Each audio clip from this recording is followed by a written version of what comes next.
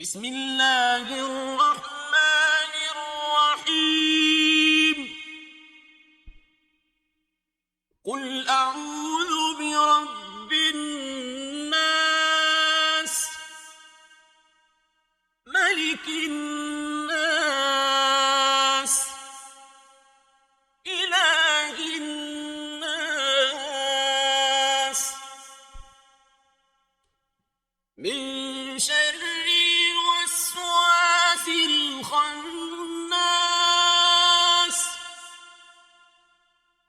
الذي يوسوس في صدور الناس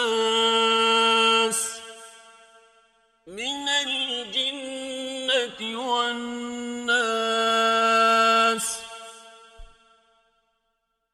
صدق الله العظيم.